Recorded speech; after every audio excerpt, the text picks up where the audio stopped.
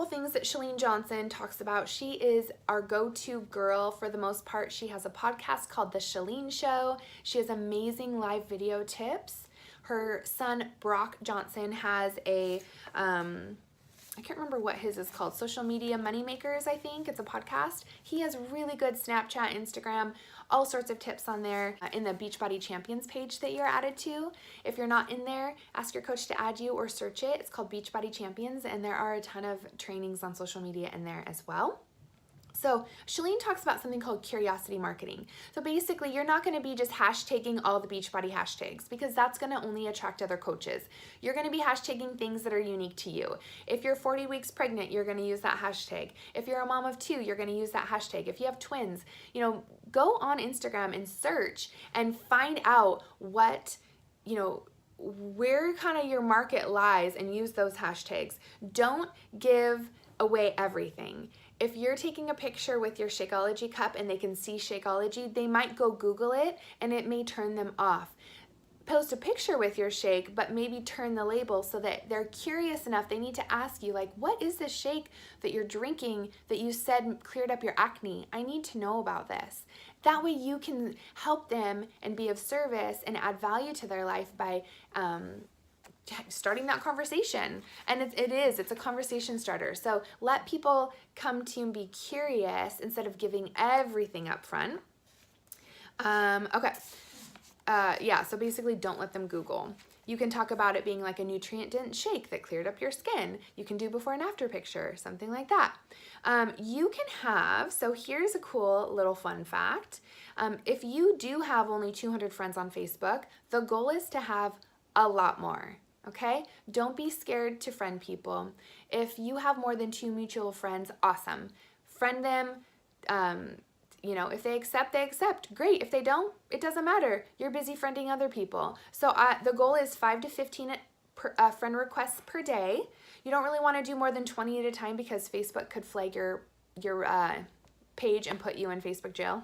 So write that down, 5 to 15, and then you can have up to 5,000. So the goal is to get a lot. You need to also on social media, write this down, you need to give love to get love. So if you are wanting someone to specifically, if you're thinking, dang, I know that she would love what I do. I wish that I could just, you know, have her join me. Well, go to her page, comment and like on her photos, and then send her a message. That is going to tie your Facebook algorithms together to where Facebook goes, oh, these people are connected.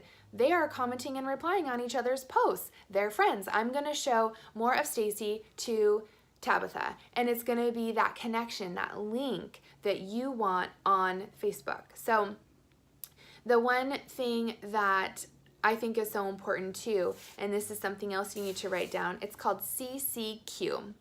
Okay, it's called comment, compliment, question. And that is the best way to start conversations on social media. So you can reach out to someone before you send an invite, and you can do this. You can comment on something that you saw, like, hey, I saw you were just at the ocean with your kids. The pictures are so cute. Do you do photography on the side? Because you really got some good shots. You gave a comment, you complimented, and then you can say, we're going to the beach this summer and we're staying here. And it just brings that relationship side into it. And then you leave a question. So you say, you know, do you have any other trips coming up soon? I'm doing a fitness challenge right now, getting ready for it. What do you do for fitness? And ask a question so that they can reply back to you. So comment, compliment, question. We call it CCQ. So you can use it for any level of anything, even if you're talking to your challengers or your coaches. It's a great way to get someone to respond to you and to have it be short and sweet. And then the next thing that you're going to want to know is a like page versus a personal page, okay? So I'm just gonna touch this real quick. You can have a like page on Facebook, but you do have to pay to play. It's great to set one up. It's great to throw some content on there and have some of your favorite recipes, have some of your favorite motivational quotes, have some posts about coaching and your challenge groups that are just on there. And I will I will copy and paste and I will schedule it. So say I post something like a recipe on my personal page. I'll then copy and paste it real quick and schedule it on my like page to be posted at a different day and a different time over there. So I'm not having to create different content for different pages, because if I'm not paying to boost my posts on my like page, it's not really doing anything for me.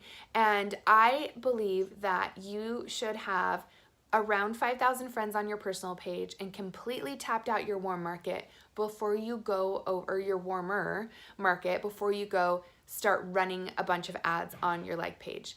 That is something that I believe. You can do whatever you want though, but the cool thing about creating a like page is that you can then share your like page over to your personal page and say, hey guys, I am in love with my new health and fitness business. I have been having so much fun. Feel free to go over and like my public health page. You can name it your name and put it as a public figure, or you can name it Healthy Fab Eats, or whatever you want to name it. Or you don't really want to name it your team name, but any creative little thing that you like, or like quit the chronic diets, or whatever you want to have out there. But it's cool to be able to share it to your personal page, because then people watching you are going to go, dang, she is like, this is a real thing for her. And it's just going to solidify the fact that they can trust you and that you're their go-to person. So the like page is definitely a different monster and a different topic all on its own, but it is good to have. So if you are going to be going, so let's talk going live on your Facebook. Facebook loves when you use their new features that they put out. So if they're putting out stories, use the stories, because they're going to allow more people to have access to your stories, because it's something that they want to showcase. And so live video is one of those things. Live video reaches, I don't know what the percentage is, but let's just say that it reaches a lot more people than just a static photo and a caption. Okay, so get brave, figure it out, go on there, do live videos, do an unboxing of what your challenge pack looks like when you got it in the mail. Do an unboxing of one of the new programs. Show your Beachbody on demand screen and talk about why you love just being able to work out in your home. Do whatever you want to do. Show yourself food prepping for the week. That's a really great one. What's your strategy for food prep, So, but before you go live, and there is a video on how to go live in this group as well, announce like an hour before, like, hey guys, I'm going to be going live at 5 o'clock tonight. I'm so excited to share my tips on food prep. Give them a heads up so that they can have it. Oh, okay, I want to watch her live, or at least I know that it's going to be there. And if I'm busy tonight, then I can watch it tomorrow. So make sure that you do that when you go live too. Just a quick little tip. Don't sit there and wait for people to get on. Get right into the subject. Be like, hey guys, it's Stacy. I'm going to talk about this today. Don't wait and be like, okay, I think there's some people getting on. Because you've only got 10 seconds to capture their attention. And so you need to just go and be brief, be bold, and be bright, be fun, be you, and be gone. Okay? So those are my tips for a live video. 5 to 15 minutes is good. And then here's another quick tip for you before I say goodbye. When someone is liking your posts on Facebook or Instagram, you have an opportunity then. Those are the people that are watching you. You need to make the most of every opportunity in this business. So this means if they've liked your photo and it's maybe a before and after from your 80-day obsession results or something like that, you're gonna go and say, hey, Christine, I just wanted to pop in and say thank you for liking my post that I did. It's still scary for me to put myself out there and show my transformation, but I know that it helps people, and so your support encourages me a ton. Thanks. Hope you're having a great day. That's a thank you message that you can put out, and it's gonna start a conversation. And if it doesn't, that's okay too. You're just saying thank you. You're not asking for anything in return. You're not asking for a sale. You're not asking them to join. You're just saying thank you. But you will be putting that person on a list. So in about another week or whenever, or if the conversation gets going and they say, yeah, I've been really wanted to join you, but I just haven't, found the time or headspace to join your group yet, but I will one of these days, then that's great. Then you start the conversation, you add them you send them over maybe, you know, a podcast to listen to until they can join you, something that will be of value to what their needs are as you're talking to them and finding out their needs. So put them on a list and use them as someone to invite in a week for your next free group or your next challenge group, okay? Follow Gary Vee. He's a really good social media marketer. And I think that's it. I think that's all I got for you. Pretty basic, but those are some of my best practices and what I do on a daily basis. So I hope this helped. I'll talk to you soon. Bye.